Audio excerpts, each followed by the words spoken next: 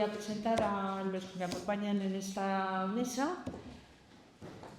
A la extrema derecha se encuentra Orlando Gutiérrez Coronat, que es una de las voces más escuchadas y más respetadas del exilio cubano, fundador y portavoz del Directorio Democrático Cubano y una de las más prestigiosas organizaciones de la lucha por la libertad en Cuba, coordinador de la Asamblea de la Resistencia Cubana, que es una coalición unificadora de las organizaciones pro democracia dentro y fuera de Cuba.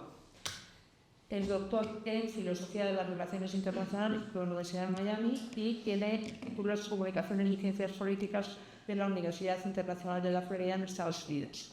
Profesor de Historia y Ciencias Políticas en diversas instituciones durante los últimos 20 años. Ha sido invitado como conferenciante en el programa Liderazgo Global de la Universidad de Georgetown y autor de 8 libros y numerosos artículos. El doctor Gutiérrez Coronat tiene una fuerte presencia en los medios de comunicación, comentando a menudo sobre Cuba, la América hispana y la lucha fundamental por la democracia y los derechos humanos. Me acompaña también, y voy a proceder a la primera presentación de quienes van a intervenir en primer lugar, Rosa María Payá Acevedo, que es una activista cubana en favor de la democracia y defensora de los derechos humanos. Hija, y además a mí me gusta subrayar esto especialmente, de una de las figuras más importantes de esa resistencia cubana, como ha sido Osvaldo Payá, galardonado con el Premio Sájarov del Parlamento Europeo y 2 veces nominado al Premio Nobel de la Paz, asesinado por el régimen castrista en 2012. Rosa María es graduada en Física de la Universidad de La Habana, programa global de la Universidad de Georgetown, y posee también una maestría en Administración Pública en la Universidad de Columbia. Ha sido también conferenciante invitada y de honor en varias universidades de Estados Unidos, de Europa y la América hispana, así como en la ONU, la Cumbre de Concordia, el Foro Sociedad Civil de la Cumbre de las Américas, el Otero Freedom Forum, el Congreso de los Estados Unidos y múltiples parlamentos en Europa y las Américas. En 2022 recibió el Premio Valor del Common Sense Society por su fuerza y defensa de los principios de libertad, prosperidad y belleza. En 2020 ha recibido también otro Premio Internacional de Liderazgo del Instituto de Liderazgo Hispano del Congreso por su defensa y liderazgo a nivel mundial. Ha sido galardonada con varios premios de derechos humanos y también se le concedió el Premio Casa Cuba en Tampa, Florida, y las sede de la ciudad de Miami, una ciudad que ha establecido un día anual en honor a esta activista cubana, gracias al trabajo de la plataforma Cuba Decide, que ha declarado el 22 de julio como el Día de las Víctimas del Comunismo en América. A ver si tomamos ejemplo y podemos poner en España un día semejante. En 2013 fue seleccionada como una de las 25 mujeres más poderosas según la revista People en España. Es presidenta honoraria de la Red Latinoamericana de Jóvenes por la Democracia, una organización que ella misma ayudó a fundar en colaboración con la Fundación Panamericana para la Democracia, y creó a su vez el Premio Osvaldo Payá en Libertad Civil en 2016, con el objetivo de reconocer a personas e instituciones que han realizado contribuciones extraordinarias a la defensa de la democracia. Su trabajo lo ha incluido en la iniciativa de nueva generación de intelectuales públicos de Global Americans en 2018.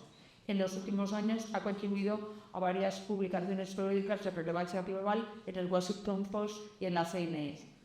Y sin más, yo voy a proceder a darles la palabra a quienes son los primeros intervinientes, Orlando Gutiérrez Coronat y la señora Rosa María Payá. Rosa. Bueno, muchas gracias. Muchas gracias, Consuelo. Muchas gracias, Orlando. Muchas gracias también al Instituto CEU. Muchas gracias, Matías, por mover el cocotero, como tú dices. Y, por supuesto, un honor. Y muchas gracias a nuestros amigos del Parlamento Europeo, aquí presentes, Germán Tersch, Roberto López Gil, José Ramón Bauzá, quienes han estado dando esta batalla desde el Parlamento Europeo por años ya, a quienes agradecemos cada una de esas resoluciones que le dicen a Borrell que tiene que hacer su trabajo, aun cuando Borrell se empeña en no hacerlo, y en seguir manteniendo con millones de euros que pertenecen a los contribuyentes europeos al régimen cubano. Con eso, y como estamos aquí para conversar, de las relaciones de la Unión Europea y Cuba, que deberían ser relaciones entre la Unión Europea, los pueblos europeos y el pueblo cubano, y son relaciones entre la Unión Europea y los dictadores cubanos. Yo quisiera comenzar brevemente diciendo algunas cosas que probablemente para la audiencia sean conocidas, pero no por conocidas son menos indignantes y urgentes en este momento en nuestro país. La intensificación del terrorismo de Estado del régimen cubano contra sus ciudadanos,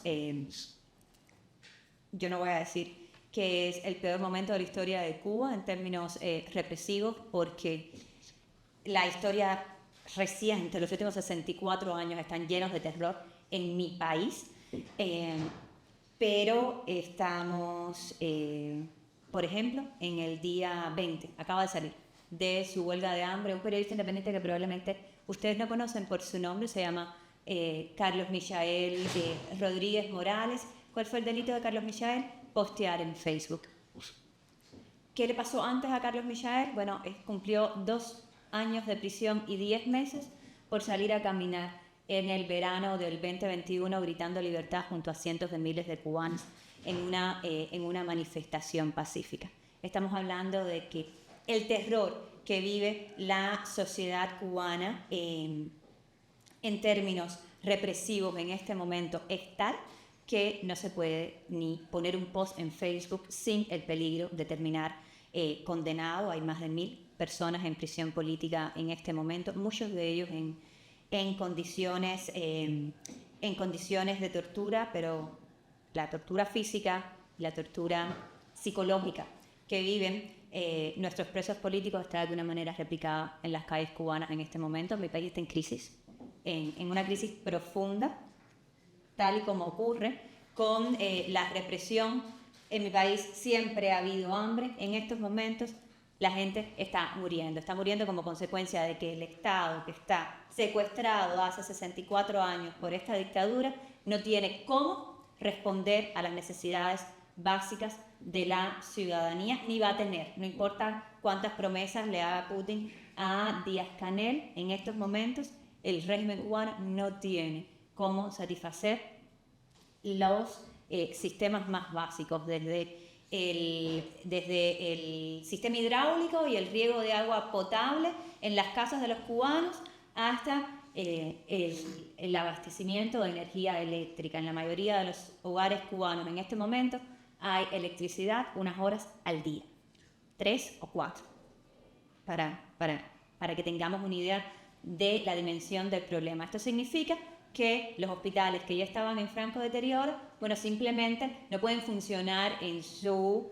misión más elemental, que es la de impedir que las personas que iban pidiendo ayuda mueran. Por tanto, en mi país hay personas muriendo por falta de atención médica, por mala alimentación o ninguna alimentación, por no poder llegar a tiempo al hospital porque el transporte está en las condiciones que está, y por supuesto esto implica que muchos dentro de la sociedad cubana están en vías de escape. Y por vías de escape, quiero contarles, probablemente son números que ustedes conocen, que el éxodo que ha tenido lugar en mi país en los últimos 2 años y medio se estima en 600.000 personas. 400.000 de ellas han sido encontradas en la frontera sur de los Estados Unidos entre diciembre del 2021 y octubre del 2023. Y por supuesto, esto forma parte no solamente de un ejercicio de sobrevivencia elemental del pueblo cubano escapando de la represión y de la miseria, esto forma parte también de una operación orquestada por el régimen cubano para promover una crisis en la frontera sur de los Estados Unidos y exigir concesiones de parte de los Estados Unidos. Vamos a tocar ese tema brevemente más adelante. Por supuesto, la peor situación está dentro de las cárceles. Yo quisiera mencionarles el caso de José Daniel Ferrer, líder de la Unión Patriótica de Cuba, también es líder de nuestra iniciativa ciudadana de Cuba Decide, el más importante dentro de la isla. José Ramón Bauzá ha estado liderando la campaña por su liberación en muchos momentos. Nosotros no sabemos si José Daniel está vivo o muerto, porque desde que fue hecho prisionero en julio del 2021 está en una celda de aislamiento y puede hacer llamadas por teléfono una vez cada 3 o 4 meses. Cuando la campaña es muy grande, el régimen le permite a la esposa verlo durante 2 minutos en la puerta de la celda. Esa es la realidad del opositor probablemente más importante que tiene la isla en este momento. Está en una celda de aislamiento y no sabemos si va a sobrevivir. Rápidamente, el centro de denuncias de nuestra fundación, de la Fundación para la Democracia Panamericana, ha registrado, y estos números son muy parciales, que el número de víctimas de incidentes represivos entre el año 2022 y el 2023 aumentó en un 62%. Estamos hablando de alrededor de 1.600 incidentes represivos solamente en un año. Y por supuesto, el haber tolerado, y cuando digo haber tolerado, no me refiero al pueblo cubano. Yo creo que el pueblo cubano ha estado desde el principio rebelándose contra la opresión que ha vivido, y desde el principio ha estado haciéndolo prácticamente solo, ¿no? Pero que la comunidad internacional, específicamente la Unión Europea, los Estados Unidos, las democracias que quedan en las Américas, hayan tolerado por tanto tiempo una dictadura en la isla de Cuba, una dictadura como el régimen cubano en la isla de Cuba, bueno, esto ha traído como consecuencias el colapso de la democracia en Venezuela, el colapso de la democracia en Nicaragua. Vamos a ver qué pasa en Bolivia, vamos a ver qué pasa en Perú, pero en cada uno de estos casos y en otros en la región podemos encontrar la mano del castrismo desestabilizando los regímenes democráticos y apoyando a aspirantes autoritarios a llegar al poder con éxito en varios lugares de nuestra región. Pero no se queda en América Latina el radio de influencia nefasta del régimen cubano. La dictadura cubana y específicamente el sistema de inteligencia cubano, y voy a hacer un pequeño paréntesis aquí, de nuevo, me temo que ustedes conocen esto, pero por si no es el caso, el régimen cubano tuvo desde muy pronto relaciones con la Unión Soviética, que llegaron a estar en la constitución impuesta por Fidel Castro en el 76. El sistema de inteligencia cubano fue creado por la KGB, fue entrenado por la KGB y fue entrenado también por la Stasi alemana en la última década de existencia, y ese sistema de inteligencia es el que ha estado infiltrándose en América Latina, pero es el que también trabaja en Naciones Unidas, el cuerpo diplomático cubano, como un cuerpo de oficiales de inteligencia, y ese servicio está al servicio de Putin en este momento. Para que tengamos una idea, nosotros estimamos que el régimen cubano es el principal y mejor aliado transatlántico del régimen de Putin en este momento. Patrushev ha estado varias veces en La Habana, Díaz-Canel ha estado varias veces en Moscú después de iniciada esta guerra de agresión a Europa. Según oficiales del Congreso ucraniano, entre 1.500 y 3.000 cubanos están en estos momentos en el frente en Ucrania, en el ejército ruso. Esto es dramático para los cubanos, además de ser dramático para Europa. Y esto significa que hay jóvenes cubanos, muchos de ellos enrolados en esta atrocidad por tener acceso a un pasaporte ruso y poder escapar de la isla, que están muriendo en el frente de batalla en Ucrania. El fortalecimiento de la alianza estratégico-militar entre Putin y Díaz-Canel se hizo público y se renovó unos días antes de esta guerra de agresión. Desde Moscú, Díaz-Canel en más de una ocasión ha culpado a Europa y a los Estados Unidos por la guerra en Europa, y no es solamente el área estratégico-militar la que el régimen cubano apoya. El régimen cubano, que es conocido por su eficaz propaganda, ha puesto su aparato de propaganda al servicio del régimen ruso. ¿Qué significa esto si lo llevamos a lo más concreto? Esto significa que las agencias de prensa del régimen cubano, que son mucho más influyentes de lo que uno pensaría que son, y que tienen mucho más poder de lo que uno pensaría si uno analiza la crisis económica estructural que está viviendo nuestro país. Agencias como Cubavisión Internacional, que es transmitida por Movistar Plus, creo, para Europa, o agencias como Prensa Latina, que es traducida al italiano, al inglés, al árabe, y que por supuesto se puede sintonizar desde España o desde París. Copian y pegan Russia Today, burlándose de las sanciones a Russia Today que tiene la Unión Europea. No hace falta que los ciudadanos europeos lean o tengan acceso a Russia Today si tienen acceso a Prensa Latina o a Cubavisión Internacional o a Telesur, que es venezolana, pero que también está patrocinada y bajo la influencia del régimen cubano. Un régimen que está muy interesado en que países como los Estados Unidos lo saquen de la lista de países que patrocinan el terrorismo, pero que continúan patrocinando el terrorismo. Rusia, como ustedes saben, es un Estado terrorista según el Consejo de Europa. En esa misma resolución, el Consejo de Europa declaró a Cuba un aliado del régimen ruso. Borrell no se entera.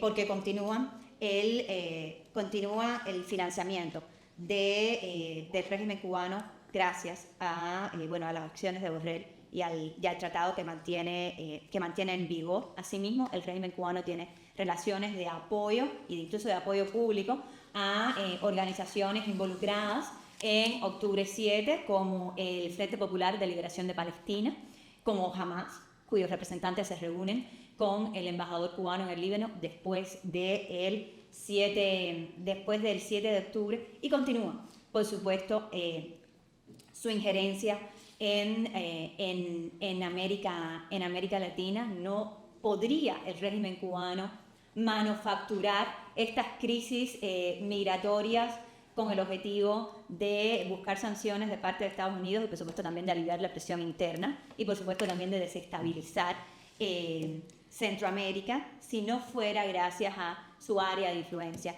en Centroamérica. Para poner un ejemplo concreto, en el verano y después del verano del 2021, la situación para la dictadura era prácticamente insostenible. Ahora también lo es, por razones similares y por otras razones. Pero el pueblo cubano había estado en las calles desde julio, la movilización no terminaba, habían grandes movilizaciones proyectadas para noviembre del 2021, y además de un golpe represivo brutal, por el cual todavía hay más de 1.000 personas en prisión, entre el régimen de los Castro, con la cara visible de Díaz-Canel, y Daniel Ortega, orquestaron una estrategia mediante la cual de la noche a la mañana Daniel Ortega quitó la restricción de visa para los cubanos. Y bueno, aquí estamos, 400.000 cubanos después, encontrados en la frontera sur. Pero por supuesto es un esquema que ahora se replica con Haití, que se replica desde muchos países de África Central, esquemas similares. Hay también con Venezuela. Eso es gracias al nivel de influencia y de injerencia que ha ganado el régimen en la región. A pesar de todo esto, a pesar del terrorismo de Estado contra los cubanos y de la promoción del terrorismo internacional, a pesar de el abandono por parte de la comunidad internacional del pueblo cubano, los cubanos tienen muy claro que para salir de esta crisis hay que salir de la dictadura. En el año 2022 hubo más protestas que en el año 2021. En el año 2023 hubo más protestas que en el año 2022. En marzo del año pasado, el oriente del país salió a la calle masivamente, reclamando el cambio de sistema. Es una gran oportunidad la que el pueblo cubano está proveyendo a la comunidad internacional. Es una gran oportunidad la que el pueblo cubano está proveyendo a Europa para actuar. Nadie está pidiéndoles que inventen la solución. La oposición cubana dentro y fuera de Cuba, incluso dentro y fuera de la cárcel, está lista para llevar adelante una transición a la democracia. Nuestro movimiento, Cuba Decide, y muchos otros, también la Asamblea de la Resistencia, llevamos una campaña de movilización de la ciudadanía, pero también de la comunidad internacional, exigiendo lo único que es necesario para empezar el proceso de transición a la democracia en Cuba, y es forzar a esa dictadura a que tenga que someterse a la voluntad soberana de la ciudadanía e irse. La voluntad soberana de la ciudadanía es una voluntad de cambio de sistema que puede ocurrir en las urnas. Si la comunidad internacional apoya. Si Europa exige lo que tiene que exigir, porque hay algo que está muy claro, ¿no? Con todos sus medios de prensa, su aparato represivo, con todo, son incapaces de resolver que un hospital funcione. Dependen absolutamente de la comunidad internacional. Y la comunidad internacional es también el tráfico de armas, el tráfico de drogas, el apoyo al terrorismo, sí. Pero las grandes cantidades de dinero que le permiten a los Castro mantenerse en el poder, y yo digo los Castro porque es la familia Castro y un grupo de generales quienes están en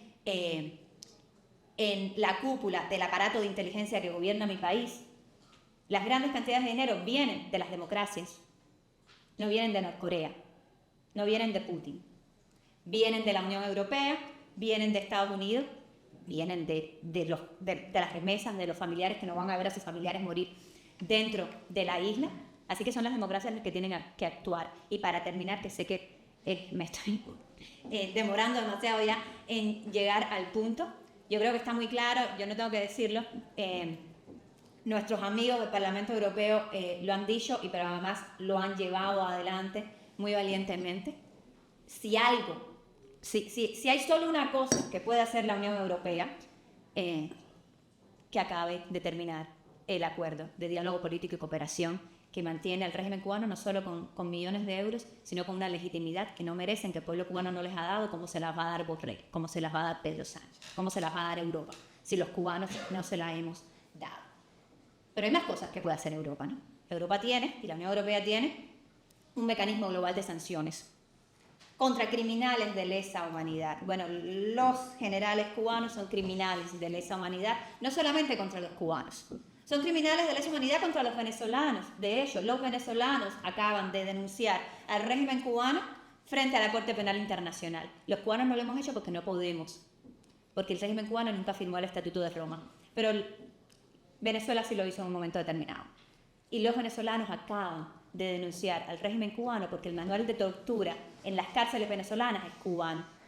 Y los coordinadores de la represión en Venezuela son, lamentable y vergonzosamente, agentes del G2 cubano. Así que sí se puede y sí se debe sancionar a los dictadores cubanos, y Europa tiene los mecanismos. Los empresarios españoles todavía juegan a enriquecerse en Cuba por encima de los derechos de los ciudadanos cubanos, por encima de los derechos de los trabajadores cubanos. El mundo sabe cómo detener eso, porque el mundo lo hizo, porque Europa lo hizo, porque Estados Unidos lo hizo. Con Sudáfrica funcionó. Bueno, ¿por qué no se le exige en principio Zulia a los hoteleros españoles? Bueno, eso lo puede hacer Europa, eso lo puede hacer España, eso lo puede hacer la Unión Europea, no solo con los españoles, con los italianos y con cada uno de los que va allí a burlarse de los derechos de los cubanos. Finalmente, el régimen cubano vende médicos, el régimen cubano tiene esquemas de tráfico de seres humanos y de trabajo forzado con las brigadas médicas cubanas. Ocurre pocas veces en Europa, pero ocurre, como es el caso de Italia. Europa debería prohibir el uso de estas brigadas médicas cubanas. Si quieren médicos cubanos, contrátenlos directamente y háganle el favor de respetar su dignidad. Y eso es algo que pueden hacer porque además de hecho hay muchos cubanos emigrados que son médicos, como hay muchos venezolanos emigrados que son médicos que están necesitando ser contratados y que son profesionales excepcionales. En fin, todo esto que les he dicho probablemente ustedes lo saben, desde luego el panel no solo lo sabe, sino que lo ha denunciado y lo ha liderado en el Parlamento. Ojalá todos ustedes estén en el Parlamento en 2 semanas. Sé que algunos han decidido no hacerlo, pero estarán nuestros amigos y estarán sus voces dentro o fuera del Parlamento, voces a las que yo les agradezco profundamente en nombre de todos los cubanos que aspiramos a ser libres también dentro de la isla. Muchas gracias.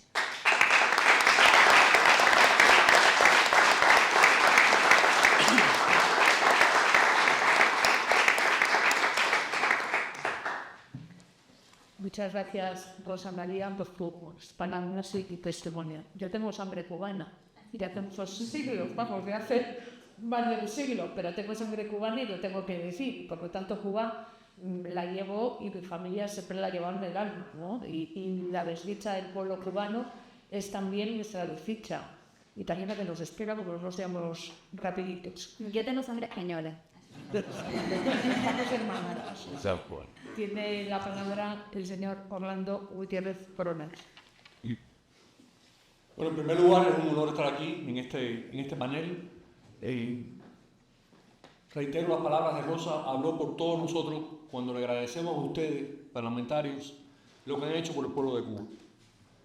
Y cómo se han convertido en la voz de libertad del pueblo de Cuba ante Europa y muchas veces ante el mundo. Así que nuestro agradecimiento permanente. Los cubanos tenemos muchos defectos, pero una virtud que tenemos es la lealtad y le somos leales por el compromiso que hemos mostrado hacia el pueblo cubano. Y por supuesto, le agradezco a Rosa el haberme incluido, avisado de este panel y yo me siento muy orgulloso de Rosa, del legado de lucha que ella ha continuado, a dónde lo ha llevado y creo que expresa el deseo, el anhelo del pueblo cubano de ser libre. Yo quisiera, por supuesto, partiendo de la descripción de la situación interna que ha hecho Rosa, muy brevemente y concisamente explicarle lo que yo entiendo que es la naturaleza del régimen cubano, que eso es importante nunca perder de vista. Cómo funciona ese Estado realmente y el rol nefasto, desastroso que Europa está jugando en estos momentos en base a ese régimen. Y al final quiero señalar algunas opciones que veo para eso. En primer lugar, yo quiero insistir en lo siguiente. El régimen que toma el poder en Cuba en 1959 es un régimen que se enmascara de ser cubano, que se adueña de una revolución popular, pero que es un régimen dogmático, rígidamente ideológico, que encuentra en Cuba una plataforma desde la cual hacer o llevar a cabo un proyecto en contra de los Estados Unidos y en contra de Europa. Eso está claro cuando uno estudia y uno lee lo que estaban diciendo los máximos dirigentes de ese proceso desde el principio. A Cuba la veían como una plataforma para poder renovar el movimiento totalitario comunista internacional que estaba desprestigiado en 1959 por la invasión a Hungría en 1956 y la denuncia de los crímenes de Stalin por Nikita Khrushchev en 2 años antes, en el 54. Entonces, el proceso en Cuba, que se viste de un proceso popular, socialista, espontáneo, autónomo, libertario, era todo menos eso. Bajaron de la Sierra Maestra con la plena intención de crear un Estado totalitario. Comenzaron a crear el Estado totalitario en la Sierra Maestra. Por ejemplo, la persona que estaba a cargo de la formación de los líderes del régimen desde la Sierra Maestra era el coronel Antonio Daoud. Para aquellos que no sepan quién era el coronel Antonio Daoud, es una figura legendaria de las fuerzas del mal internacionalmente. Entre las cosas que están en su resumen es que era el asesor militar del Gran Mufti de Jerusalén, participó en la entrevista del Gran Mufti con Hitler y fue uno de los fundadores de lo que después fue el movimiento Fatah en Egipto, en la guerra contra Israel y en el terrorismo contra Israel. Ese individuo estuvo en la Sierra Maestra Era la única persona que tenía rango de coronel en la Sierra Maestra y él baja con Fidel Castro desde la sierra. Y esto es importante para entender que el régimen tenía apoyo del mundo soviético y también contactos cercanos con las fuerzas totalitarias en el Medio Oriente desde el principio. En abril de 1959 este régimen ya estaba enviando buques llenos de armas para el Frente de Liberación Nacional en Argelia, con el objetivo pleno de la concepción de la guerra en múltiples frentes contra Occidente. Se maneja de manera barata de que Cuba es una democracia diferente y que el régimen siguió ligado al comunismo por la presión americana. Eso es lo más distante de la verdad que puede haber. Y no tengo el tiempo para andar en todos los detalles. Pero está ahí evidente en cuáles fueron los pasos, cuáles fueron lo que ocurrió, cuáles fueron los designios de organización interna del régimen. Ese régimen, para poder controlar a Cuba, que era una de las principales economías latinoamericanas, con una sociedad civil pujante, con un movimiento sindical muy bien organizado, muy poderoso, con una clase campesina extensa, Cuba era el país latinoamericano donde existía el mayor porcentaje de campesinos propietarios de tierra. El 70% del campesinado cubano poseía, era dueño de su terreno. Ese no era el problema en Cuba, había otros problemas que resolver en Cuba. Entonces, ese régimen, para poder establecer un control férreo sobre Cuba, ¿qué tuvo que hacer? Quebrar la agricultura. Desde el principio comenzó el racionamiento. Controlar la comida para poder controlar la ciudad para controlar la clase media. Controlando la clase media, creaban el Estado totalitario. Y cuando digo clase media, no lo digo en el sentido meramente económico, sino en el sentido de acción social y de independencia social de un sector muy amplio de la sociedad cubana. Entonces quebraron la agricultura desde el principio. Un país que era una potencia agrícola latinoamericana, se alimentaba a sí mismo y exportaba alimentos hasta los Estados Unidos y al hemisferio occidental. Esa potencia agrícola comenzó a ser sistemáticamente destruida por el régimen. El régimen quebró la economía cubana para poder controlar a Cuba, para poder controlar a los cubanos. ¿Por qué? Porque su proyecto tenía mucho más que ver con la derrota de Occidente que con un mejor futuro para los cubanos. Esa no era la prioridad. Y solamente así uno entiende los pasos que dio el régimen para terminar con eso. Para terminar con la prosperidad de los cubanos y para terminar con la independencia y la autonomía del pueblo de Cuba. Y esa ha sido la razón de ser del régimen desde el principio. ¿Por qué Fidel Castro no hizo elecciones en el 59? Hubiera hecho lo mismo que Chávez. Las hubiera ganado el primer año. ¿Por qué no las hizo? Él mismo se refería a eso. No las hizo porque sabía que eventualmente no iba a ganar. Y no quería tener partido político de oposición, etcétera, etcétera, etcétera. Entonces ese régimen, para poder mantenerse en el poder frente a la constante resistencia del pueblo cubano, que esa es otra historia poco conocida, un pueblo que se ha rebelado consistentemente contra ese régimen en diferentes frentes pero permanentemente, para poder controlar ese pueblo y poder llevar a cabo un proyecto de plataforma de expansión comunista en el mundo entero, de expansión totalitaria. Recuerden que Herbert Marcuse dijo de que la revolución cubana era indispensable para el socialismo en los Estados Unidos. Era clave, esencial, poder señalar que Cuba era un laboratorio exitoso de socialismo para poder vender el socialismo a Occidente. Ese régimen creó círculos concéntricos de dominación y control para poder tener sujeta a la población cubana a las directrices del régimen. Inmediatamente que se establece el totalitarismo en Cuba, vemos dos resultados. Progresivamente colapsa la capacidad cubana de producir alimentos, cosa que se da en todos los países comunistas. Segundo, comienza a desplomarse la tasa de natalidad cubana. Entonces un pueblo que huye, un pueblo que cada vez hay menos, un pueblo más fácil de controlar. Primer círculo de control, la censura. Segundo círculo de control, el tejido social, los comités de defensa, núcleos de partidos, sindicatos oficialistas que controlaban cada aspecto de la vida del cubano. Tercer círculo de contención, la prisión. El cuarto círculo, la muerte. Te ejecutaban. ¿Cuál es el último círculo de contención? El que mantenía el resto de las cosas funcionando. Una estructura internacional que desde el primer momento apoyó a ese régimen a mantenerse en el poder. Sin el uso de cientos de asesores hispano-soviéticos. Y aquí todos saben bien, quizás mejor que yo lo que eran los hispano-soviéticos. Ese régimen no se consolida. Los asesores hispano-soviéticos enviados desde Rusia desde el primer momento, ya Raúl Castro en el 59 estaba pidiendo a los rusos que comenzaran a enviar ese personal a Cuba porque eran perfectos, hablaban el español perfectamente bien y eran puramente comunistas, comienzan a dominar al Estado cubano en todas sus funciones, sobre todo en la parte militar. El régimen triunfa en Playa Girón por el abandono de Kennedy y por la asesoría militar de los hispanos soviéticos, que sabían cómo pelear en una guerra convencional. Y triunfa ante las guerrillas campesinas que se alzan por toda Cuba, también con la asesoría de los hispanos soviéticos, algunos de los cuales habían luchado contra la insurgencia anticomunista en los países bálticos, y esos mismos fueron enviados a Cuba. Todo esto está bien documentado. El último ciclo de contención es este aparato internacional. Ese aparato internacional no puede funcionar sin economía. Para el régimen era importante poder deshacerse de una lógica económica interna. No importaba que funcionara o no la economía cubana. Ese no era el objetivo. El objetivo es que existiera un subsidio permanente para convertir a Cuba en una factoría de totalitarismo y de revolución comunista. El subsidio inicial vino de la Unión Soviética. Cuando cae la Unión Soviética, y después vino Venezuela por un momento dado, por vía de las gestiones fundamentalmente y principalmente del Partido Socialista Obrero Español, comienza el subsidio europeo al régimen comunista de Cuba. Y ese subsidio hoy tiene 3 mecanismos de financiamiento para el régimen. En primer lugar, el Acuerdo de Cooperación y Diálogo Político con la Unión Europea. En segundo lugar, el Club de París. En tercer lugar, los acuerdos bilaterales. El embargo norteamericano, las sanciones norteamericanas no cubren ni agricultura, ni cultura, ni medicina. Sin embargo, Cuba no se puede alimentar a sí mismo. ¿Por qué? Porque ahora están con los resultados de 65 años de aplastar al campo cubano.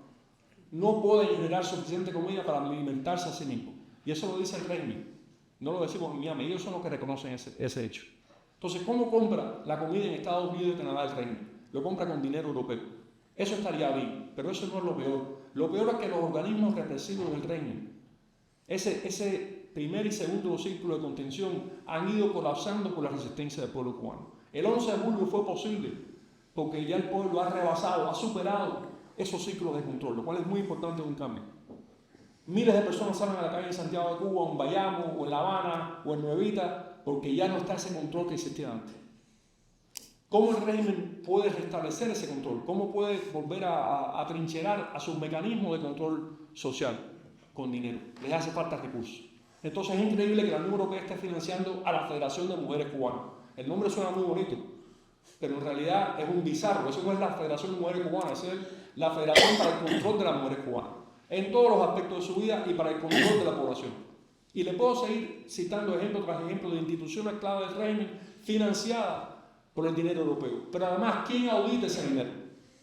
Ese dinero de los contribuyentes europeos, que tanta dificultad económica tienen hoy en día, ¿quién está supervisando eso para que sirva como una función útil? Porque el pueblo de Cuba no ha visto ningún beneficio de eso. El Club de París, que también es una institución europea multinacional, irresponsablemente le ha donado a ese régimen, digo donado porque deberían estarlo prestando, pero lo están regalando, 4.000 millones de euros, creo que son 3 o 4 años. Quizás para Europa eso no sea mucho dinero, para Cuba es una inmensa cantidad de dinero. ¿A dónde ha ido ese dinero? Pueden estar seguros que nunca lo van a pagar, pero el objetivo no parece ser que lo paguen, porque le perdonan la deuda, le crean nuevos y flexibles mecanismos de pago que también incumplen y vuelven a darle más dinero. No puedo empíricamente citarlo, quizás pronto tengamos una mejor investigación, pero es algo muy raro, muy corrupto ocurriendo ahí. Y después vienen los acuerdos bilaterales. Acuerdos bilaterales que nunca le exigen nada al régimen y siempre le entregan lo máximo. Lo más ridículo es que el año pasado el Reino Unido entraba en un acuerdo bilateral con el régimen comunista de Cuba. ¿Para beneficio de quién?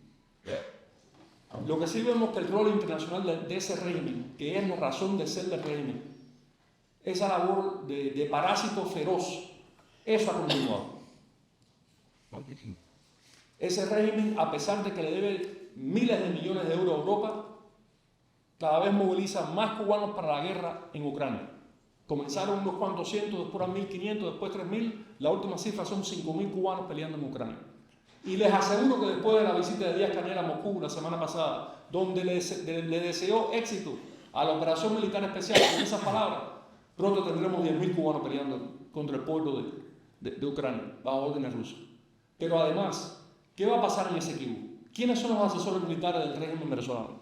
¿Quiénes son los que van a dirigir esas operaciones que pueden resultar en una guerra en la cual se ve involucrado el Reino Unido?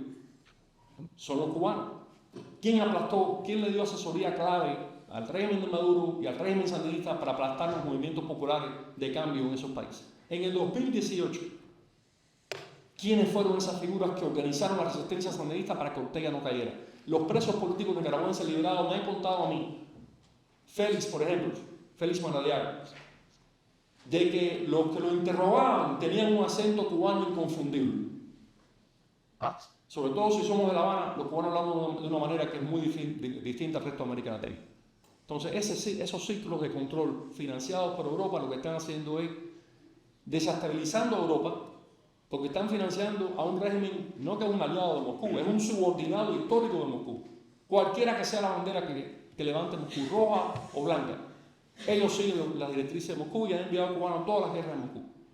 Y un régimen que desestabiliza la región latinoamericana en perjuicio de Europa también.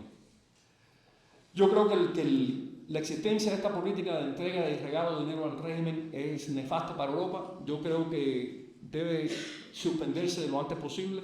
Creo que la declaración de Suecia pidiendo eso en noviembre, la resolución del Parlamento Europeo, que aquí están los héroes de esa resolución, la resolución de marzo en la cual por fin le prohíben la entrada al Parlamento Europeo a los representantes del régimen, esos son hitos, son señales claras de apoyo al pueblo de Cuba. Por la naturaleza de este régimen, yo creo que es un régimen que no entiende el gradualismo. Ve en el gradualismo debilidad, una luz verde para seguir avanzando. Como vieron en el status quo americano, después del 62, una manera de ir avanzando y ocupando territorio. No le corresponde a Europa decir cómo le va a regalar dinero al régimen castrista. Es el régimen castrista el que tiene que ofrecer y dar las garantías a los derechos humanos y dar el cese de la represión y la guerra contra su propio pueblo para entonces que se considere financiar ese régimen. Porque este es un régimen que ha demostrado en lo doméstico e internacionalmente que es nefasto para la humanidad. Muchas gracias.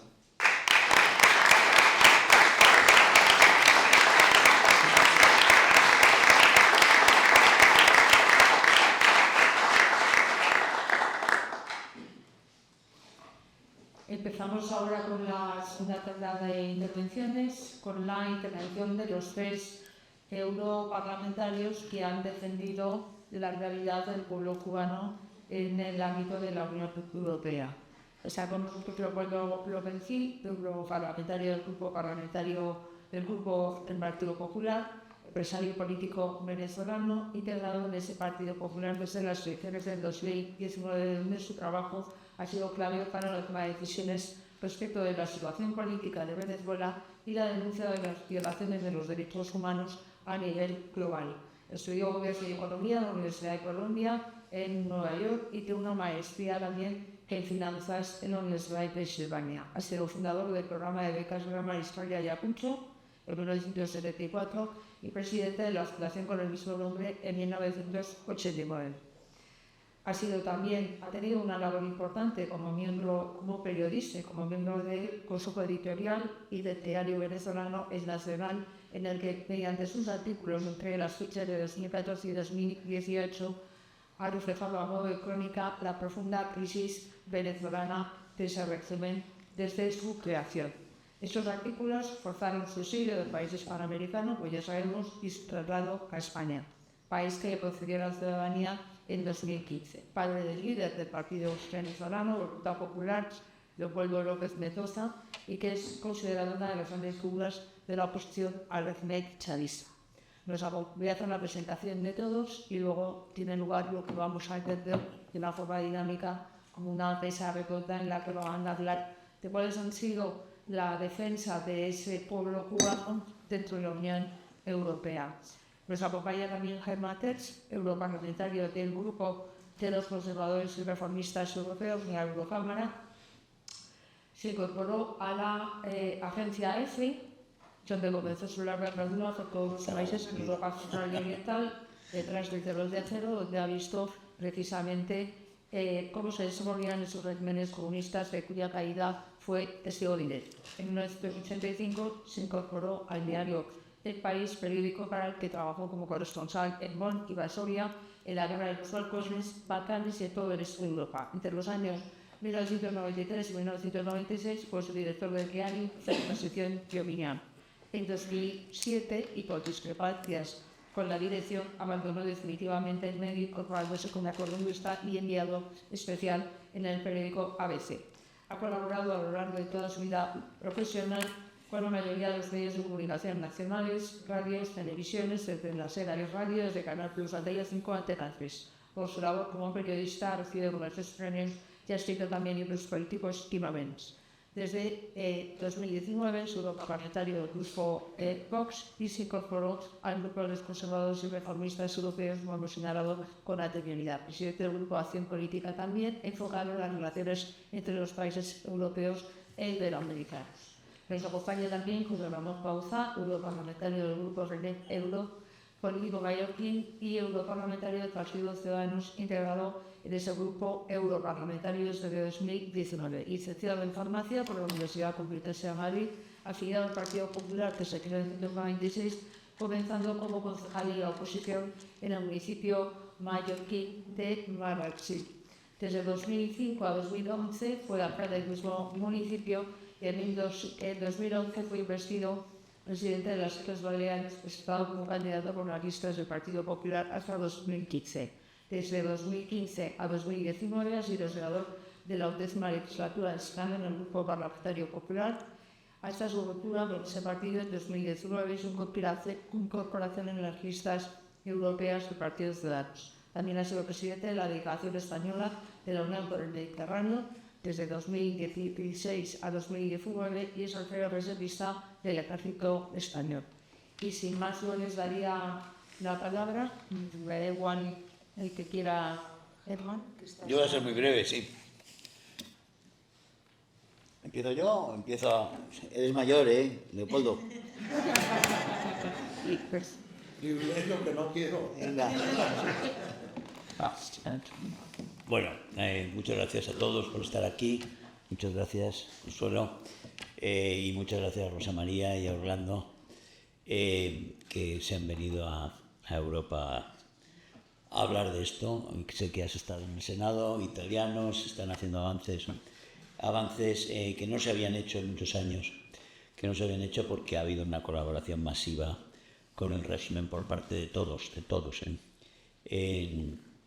de todos los partidos políticos que había en la Unión Europea, en el Parlamento Europeo. El Parlamento Europeo ha estado en manos, la política exterior ha estado en manos claramente de filocastristas. Federica Mogherini era una filocastrista absoluta, era también pro-iraní.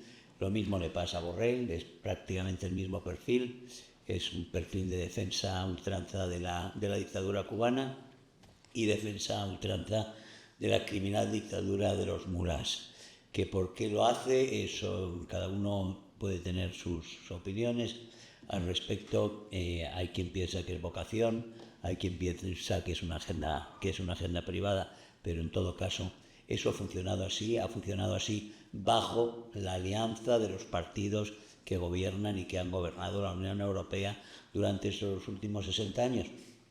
Y estos son, por usar palabras de Esteban González Pons, la alianza que tenemos el Partido Popular, los socialistas y los verdes, que hemos gobernado en Bruselas y que seguiremos gobernando en Bruselas por mucho tiempo. Esas son unas frases de González Pons antes del 23 de julio, en la campaña electoral.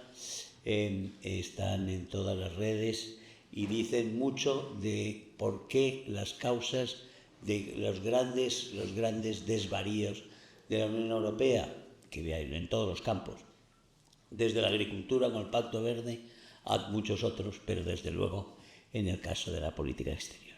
Que la política exterior de la Unión Europea haya sido en los últimos 10 años, probablemente, el fomento sistemático del Foro de Sao Paulo, de todas las peores fuerzas criminales relacionadas con el narcotráfico y con el movimiento comunista, como ha sido el caso, es un auténtico escándalo, un escándalo que no se subraya lo suficiente. El hecho de que Borrell haya hecho directamente campaña por Boric, por Lula, por Petro, que haya defendido a Castillo cuando dio el golpe. Es decir, los elementos que tenemos en estos casos, que después del 11 de julio del 2021 el señor Javi Niño, el segundo del señor Borrell, dijera que los cubanos no se estaban manifestando por cuestiones políticas, sino que había habido un momento de desabastecimiento, por unas medidas que había impuesto Donald Trump. Esto es oficial, dicho en sede parlamentaria europea, por parte de una argumentación que es prácticamente la argumentación del Granma, ¿no?, del órgano oficial del Partido Comunista. De ese consenso en la Unión Europea respecto al progresismo que se ha existido, ha venido ese apoyo permanente que han tenido todos estos regímenes, y por eso lo ha tenido Cuba. Cuando se cambia, se quita la posición que había impuesto Aznar en su día respecto a Cuba, con mucha razón, de imponer que tenía que haber relaciones con toda la sociedad cubana, y que si había relaciones oficiales había que buscar e imponer esas relaciones con la oposición y con fuerzas sociales realmente de oposición, o realmente al margen sociedad civil, al margen del poder. Eso se desmantela en el año 2016. La influencia de España fue definitiva siempre. Fue definitiva cuando se impuso aquella decisión, y después la posición común se llamaba, y cuando se liquida la posición común. La posición común se liquida, por supuesto, por la actividad incansable de Zapatero, que ha estado actuando desde entonces como uno de los grandes hacedores del Foro de Sao Paulo y del gran movimiento anarcocomunista en general en Iberoamérica, desde que estaba en el poder, pero desde luego se consuma en el año 2016 bajo Mariano Rajoy.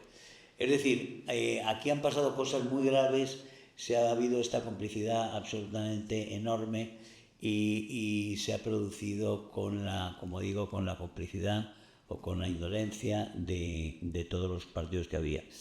La situación cambió en esta pasada legislatura, ya con la primera resolución, que es una primera resolución que hace cambiar el juego respecto a Cuba, cuando ya se sabe perfectamente que el acuerdo de cooperación no trae ni una mejora. Cuba, el régimen, no ha cumplido nunca ni una de las condiciones que hay en ese acuerdo, jamás. Y sin embargo, Europa ha estado pagando religiosamente, todos los años, ha estado pagando a Cuba, financiando la dictadura, 27 democracias financiando a la dictadura cubana, por incumplir sistemáticamente todos y cada uno de los puntos de ese acuerdo. En el 19 logramos esa resolución exigiendo que se aplicara la cláusula de suspensión. Borrell miró para otro lado, dejó de ir a las resoluciones donde hablábamos de esto, simplemente no aparecía. Igual que cuando se trataba de hablar de matanzas iraníes, no aparecía Borrell, siempre tenía algún viaje por ahí, por la China, para estar ausente. Como digo, eso ha cambiado, y yo creo que va a cambiar muchísimo más en esta próxima legislatura, entre otras cosas porque tenemos aquí a la 8ª diputada de Vox, que va a entrar en ECR y que va a hacer una labor para los cubanos maravillosa. Muchas gracias.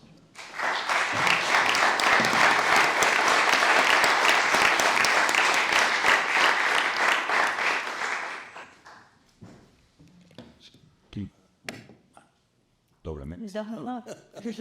Gracias. Con altavocito. Sí, María.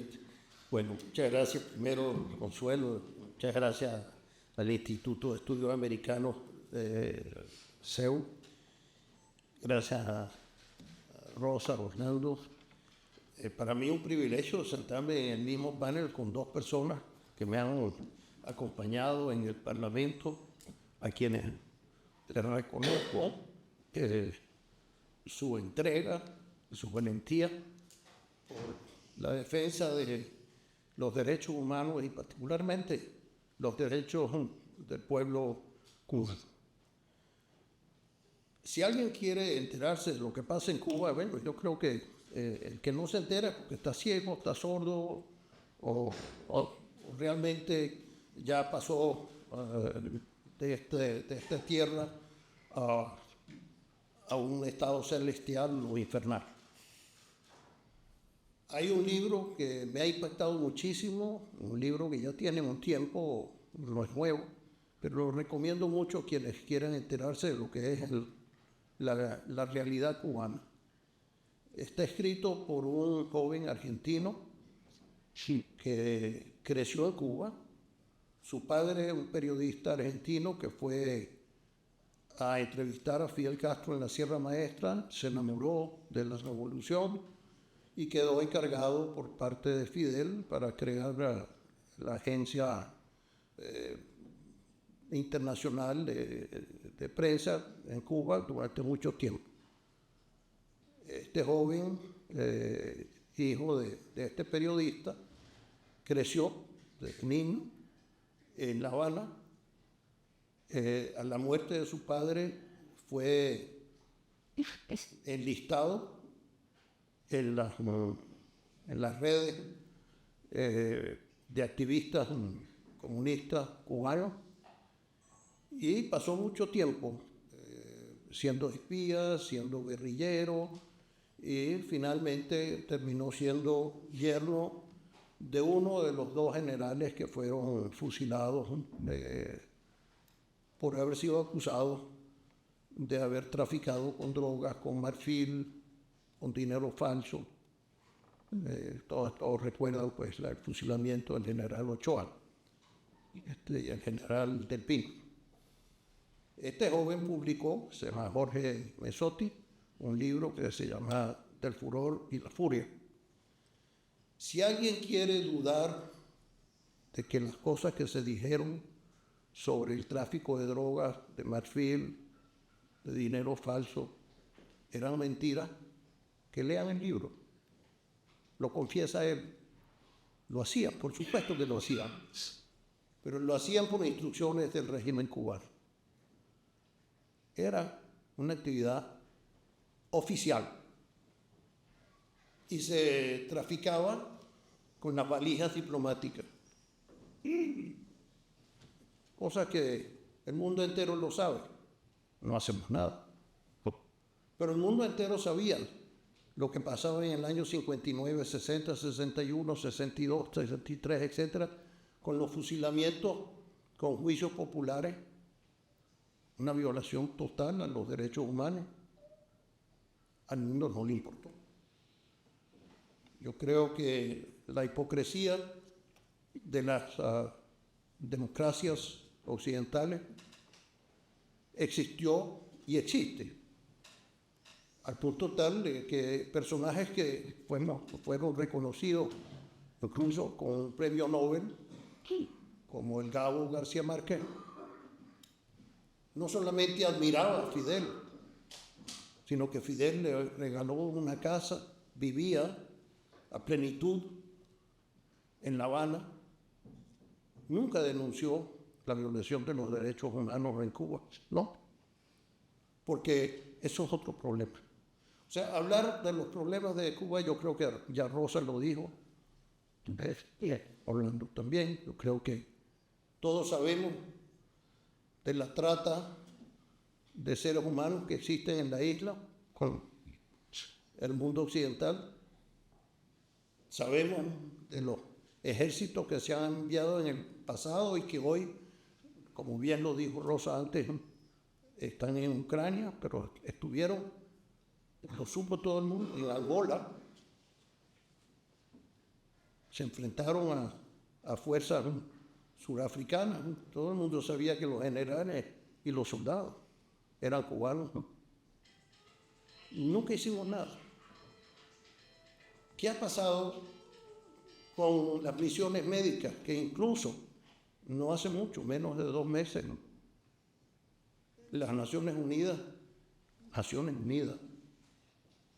ya lo delató como esclavitud moderna. No hacemos nada. Digo, no hacemos nada porque ahora podría hablar un poquito de lo que se hace oficialmente, como la Unión Europea. Pero es que no hacemos nada los ciudadanos. Los ciudadanos no tienen conciencia.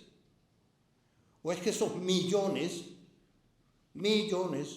de turistas europeos que van a gastar su dinero en Cuba no están conscientes de que están haciendo algo precisamente para sostener el régimen? ¿O es que tenemos dos estándares?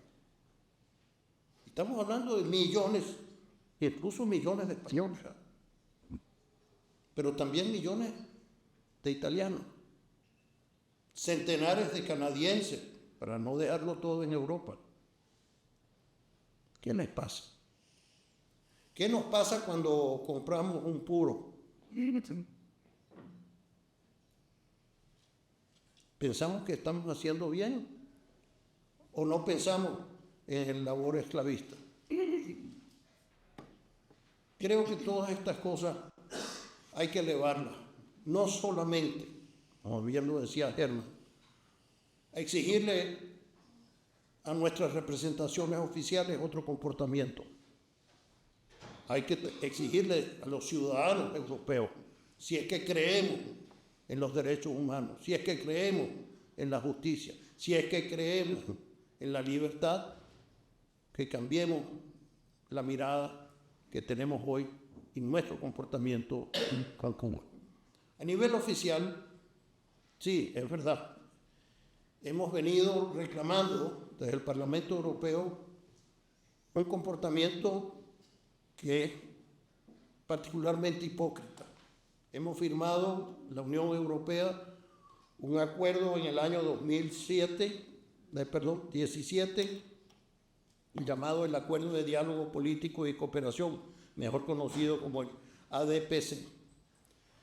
En el Parlamento hemos exigido que se cumpla con lo que dice ese tratado, porque en ese tratado que se firmó para mejorar, entre otras cosas, la calidad de la democracia, la justicia social, los derechos humanos, la gobernanza. Nada de esto se ha cumplido. Pero también se obligaba el servicio exterior, ese que preside el señor Josep Borrell, a hacerle un seguimiento y exigir el cumplimiento de lo firmado. Pues mire, hoy se reconoce que estamos financiando 80 proyectos en la isla de Cuba, con dinero de la Unión Europea, dinero de ustedes, de los que pagan impuestos. 80 proyectos a la sazón de unos 144 millones, para ser exactos, de euros. Pero ¿qué es lo triste? Está bien que financiemos si esto va a beneficiar al pueblo cubano, pero dicho y ya bien documentado por organizaciones como Prisoners Defenders, han visto que 2 millones de euros van directo al Partido Comunista Cubano. Dinero de ustedes. Nadie dice nada. Señor Borrell, bien, gracias. Señor Borrell visita la isla de Cuba hace menos de un año. Le exigimos a su regreso cuántas cárceles visitó. Ninguna. ¿Cuántos presos políticos dio? Ninguno. ¿Con cuántas organizaciones de oposición se reunió? Ninguna. Pero promovimos los negocios europeos en la isla. Bien, gracias.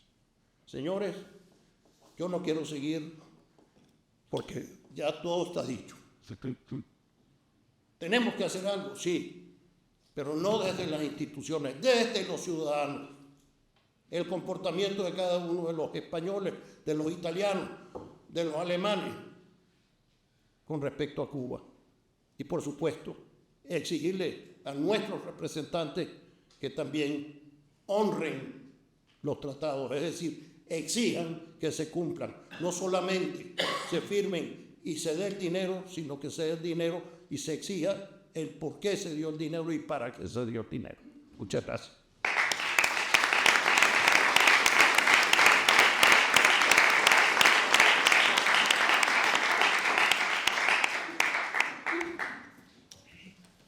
José Ramón Bauza.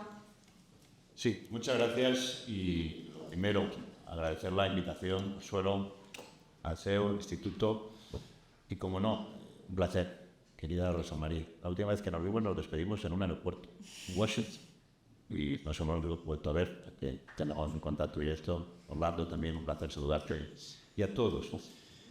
Preguntabas tú, Consuelo, decías, ¿España está donde se espera que está? España, ¿el pueblo español? Sí. ¿El gobierno de España? No.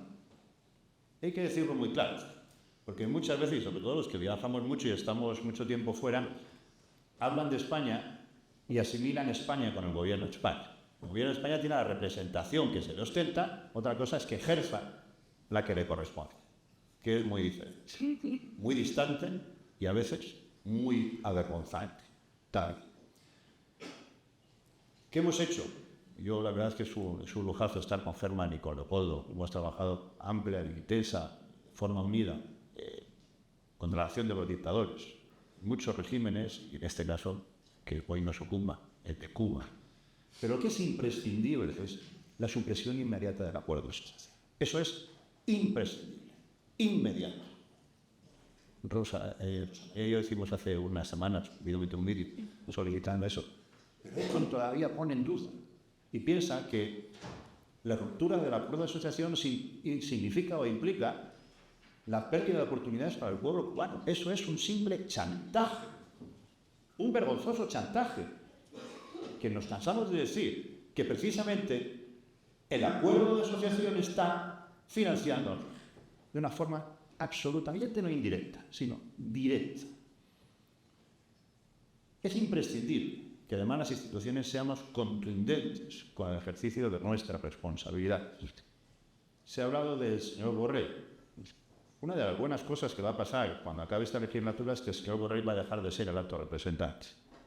Una cosa magnífica es que el señor Timmermans dejara de ser el vicepresidente de la Comisión Europea. Es decir, cosas buenas han pasado, ajenas a nuestra acción política, que ha sido buena también. Pero es imprescindible una serie de toma de decisiones. La próxima legislatura, esta legislatura creo que ha sido legislatura clave, por la aprobación de resoluciones y por el posicionamiento de algunos europarlamentarios, con contundencia, con resoluciones y sobre todo por la manifestación pública. Es clave esta legislatura, la próxima va a ser imprescindible para que se lleve a cabo. Y es clave esta legislatura, porque lo ha dicho muy bien Rosa María. Son más de 1.100 los cubanos que están en prisión, torturados, exaviados, absolutamente aislados. Uno de ellos es mi buen amigo José Daniel Ferrer, el cual no pierdo ninguna oportunidad para ser su voz pública y decirles.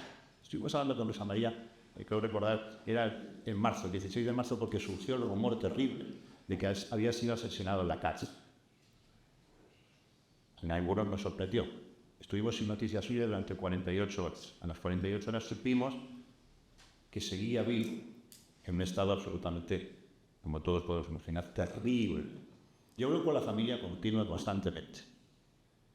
La última vez que se tenía que reunir para una visita conyugal, que era el día 3 de marzo, se le prohibió la visita conyugal.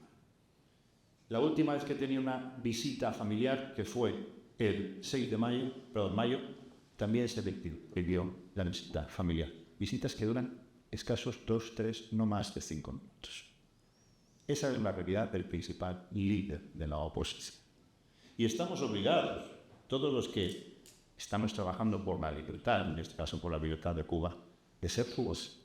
Cada vez que hablemos de ellos, tenemos que ser la voz de al menos de algunos de ellos. Porque todas las esperanzas, en prisión, encarcelados, asediados, torturados, todo aquello que no llevamos por ellos, nadie lo va a hacer. Esa es nuestra mayor obligación. es imprescindible que en esta próxima legislatura se vincule, pública, abierta y de una forma ostentosa el vínculo que ya ha comentado Rosa María entre el régimen cubano y el régimen de Putin. Es un vínculo absoluto. Se ha dicho, Consuelo, yo tengo el honor de ser reservista del ejército español y he estado en una misión humanitaria en el frente de la primera línea de fuego de Ucrania, donde no van las ONGs, solamente va el ejército, nosotros tenemos en misión civil, no activamos como reservistas, para dejar vehículos cargados de vueltos, de medicamentos, de nutrición infantil, de primeras necesidades básicas, ropas para los soldados del frente, que están calados hasta las botas y no tienen tan solo ultracambio para poder cambiarse estando semanas calados hasta los huesos. Ahí, vinculados a este tema, tuvimos constancia física y presente de dos hechos. Una, cada vez que nosotros dejábamos un vehículo dotado y demás, el último fue en una región que se llama Vilacherka, a las 6 horas, cada 6 horas aproximadamente que dejábamos un territorio y un cuartel, un acuartelamiento, ese acuartelamiento era bombardeado por drones iraníes. Eso no lo tienen que contar algunos, lo hemos visto. De igual manera que sabíamos que los drones iraníes, parte de su nutrición armamentística rusa e iraní, sabíamos por parte de la inteligencia ucraniana que eran miles de soldados cubanos que estaban en el frente ruso, en este caso en el frente ucraniano. Por tanto, el vínculo es directo, absoluto. Y tenemos constancia y conocimiento de que muchos de esos miles, decía Orlando 5.000 y que pueden llegar a 6.000 después de la última visita de Díaz-Canel, muchos de ellos están absolutamente obligados, condicionados, por lo que le puede pasar a sus familias si no van al frente. Y eso hay que hacerlo público en las instituciones parlamentarias, europeas en este caso, porque es de relevancia y de importancia que la comunidad internacional tenga conocimiento de ello. El futuro del Parlamento Europeo, de las instituciones europeas, pasa también por la elección del alto representante. Figura clave, imprescindible. Se ha dicho anteriormente, la última oportunidad que tuvimos de ir a Cuba, se nos prohibió la entrada a Cuba. Pero le cedimos la voz a los representantes, en otro caso de la institución, como es la Comisión, a través de Josep Borrell como alto representante, o a la Agencia de Acción Exterior. La última vez que fue la Agencia de Acción Exterior, en este caso no a Cuba, pero me permite el ejemplo para que vean, la trascendencia fue a Venezuela. Acción Exterior fue a Venezuela, después de unas primarias a las que, por mayoría absoluta, María Corina Machado se reunió para dar una supervisión de las próximas elecciones, que son el 28 de junio. Y no se reunió con ni un solo miembro de los partidos de la oposición que se van a presentar a las elecciones. Y tú quieres supervisar las elecciones y no te reúnes con los miembros que representan a la oposición democrática, que no tiene acceso a las primarias. ¿A qué vas, querido Leopoldo? Sí. Eso fue hace cuestión de unas semanas y lo hicimos público y le pedimos una respuesta por pregunta escrita a la comisión, que no hemos tenido todavía respuesta, por supuesto. Pues eso, evidentemente, hace unas semanas es lo que está pasando en Cuba cuando no se nos permite la entrada. Y como bien se ha dicho, Josep Borrell va a dar un paseo por el malecón. Dice que se reúne con la sociedad civil, pero la sociedad civil está presa en las cárceles, en sus casas, intentando llegar a un centro de salud, a un hospital básico, o simplemente haciendo colas para comer. Rosa María ha dicho una frase que me ha notado y que quiero utilizar con tu permiso, que es la siguiente. La gran oportunidad es la que el pueblo cubano está brindando y proveyendo a la comunidad internacional.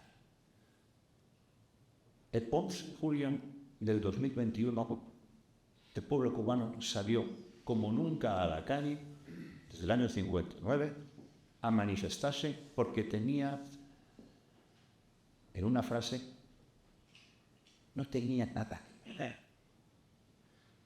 El ministro de Cultura cubano salió y agredió a los manifestantes que simplemente pedían libertad. Y lo que está haciendo el pueblo cubano es que ya no puede hacer más. Es existencial. No puede hacer más. ¿Qué más van a hacer? Por eso la comunidad internacional está obligada, pero no porque tenga representantes que los tiene y los tendrá en sus instituciones, sino simplemente por una cuestión ética, moral o genética que nos une. Es simplemente imprescindible ese movimiento. Por lo tanto, una de las cosas importantes, y acabo ya, es la elección del alto representante. Espero y deseo, y miren lo que voy a decir, con todo el dolor del alma, que no sea español, porque lo iba a poner Pedro Sánchez. Porque, como saben ustedes, cada uno de los comisarios son elegidos y propuestos por el país en función del gobierno, por el presidente del gobierno del turno del país. Por lo cual nos podemos imaginar que podría ser incluso hacer bueno a Josep Borrell. Yo creo que lo mejor que nos podría pasar a todos, pensando en Cuba, es que fuese un alto representante de un país del este. Porque conocen de primera mano lo que es el comunismo. Porque lo han sufrido, lo han visto y lo pueden ver venir. Hoy en día en el Parlamento Europeo hay compañeros, colegas nuestros europarlamentarios de los países del este que defienden mucho más la libertad y son mucho más activos contra el régimen de Cuba que muchos españoles que están sentados en la Eurocámara.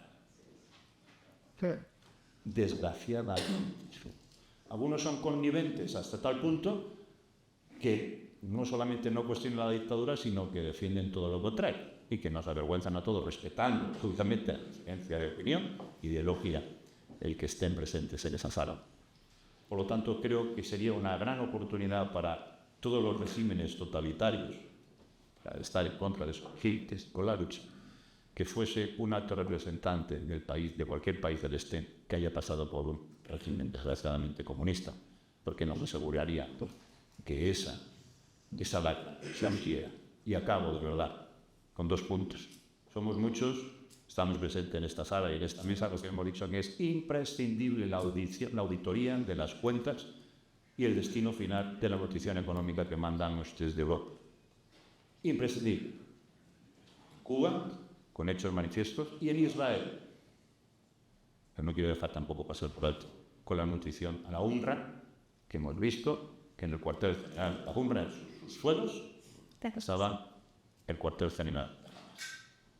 Es imprescindible no ser naif ni ser ingenuo.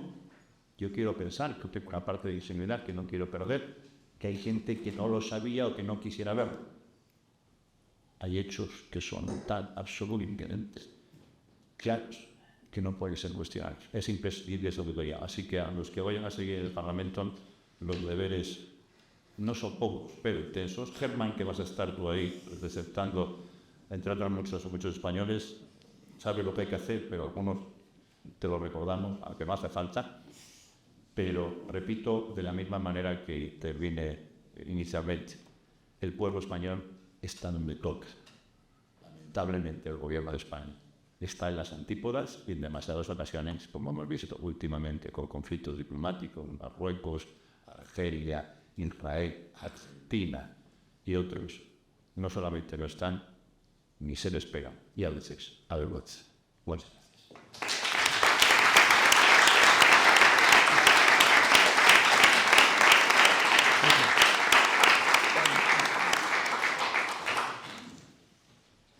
Hemos llegado al final de este acto en el que se ha expresado la voz de Cuba, una voz que hemos olvidado durante mucho tiempo. A mí me parece que de todas las dictaduras que existen en Hispanoamérica, Cuba es la gran olvidada, ¿no? Lleva ya tanto tiempo que casi nos hemos olvidado de su existencia, siendo la primera de todas ellas.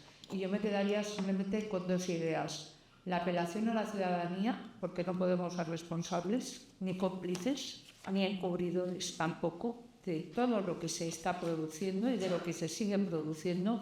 Y por otro lado, la próxima legislatura es, en el ámbito de la Unión Europea, es esencial. No se queden ustedes en casa y se vayan por ahí a pasar el fin de semana, sean responsables. Gracias.